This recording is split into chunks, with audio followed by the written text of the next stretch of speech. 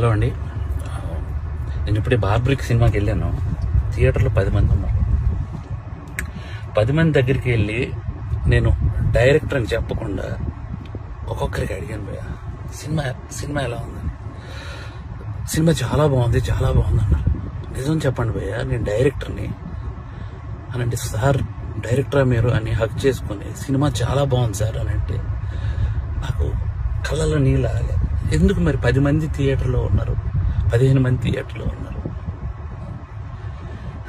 ఎందుకు నాకు అర్థం కాలేదు.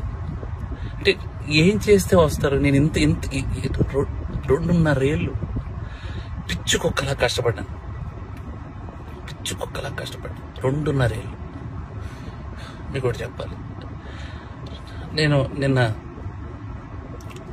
సాటర్డే ఆఫీసులో చిన్న మనస్తాపం అయింది. థియేటర్కి ఎవరు రావట్లేదని చెప్పేసి ఇంటికి వెళ్ళాను. మా ఆవిడ సినిమా 4:40 షోకి వెళ్ళింది. నేను 5 o'clockకి ఇంటికి వెళ్ళిపోతున్నానని చెప్పాను. నువ్వు సినిమా చూసిరా, నేను ఇంటికి వెళ్తున్నాను అన్నాను భయ్య. మా ఆవిడ పరిగెత్తుకొని వచ్చేసింది భయ్య.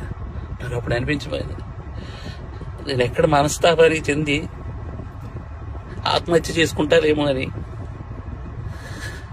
వచ్చేసింది భయ్య. 2.5 ఏళ్ళ కష్టం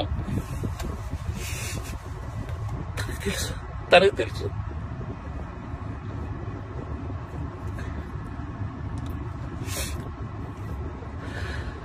మలయాళం కంటెంట్లు, మంచి కంటెంట్లు చూస్తారు థియేటర్లో అని చెప్పి చేశాను భయ్య. నేను కాన్ఫిడెన్స్తో ఒక మాట అన్నాను భయ్య జనాలందరికీ, సినిమా కానీ మీకు నచ్చకపోతే నా చెప్తే నేను కొట్టుకుంటా అన్నా. నా చెప్తే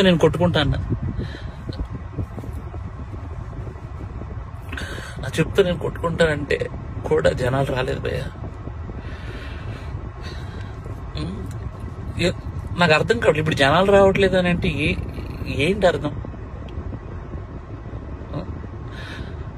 ఒక పని చేస్తా భయ్య, నేను ఇలా కాదు, నేను మలయాళం ఇండస్ట్రీకి డైరెక్ట్ వెళ్ళి అక్కడే సినిమా తీసుకొని ఒక తెలుగు ఆడియన్గా ప్రూవ్ చేయడానికి వస్తాను భయ్య. నేను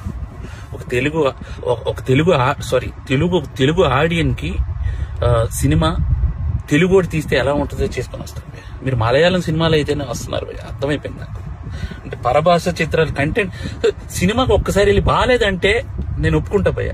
మీరు సినిమాకే రాకపోతే నేను అసలు బాగాలేదు బాగుందో నాకేం తెలుస్తుంది అసలు? నాకు ఎలా?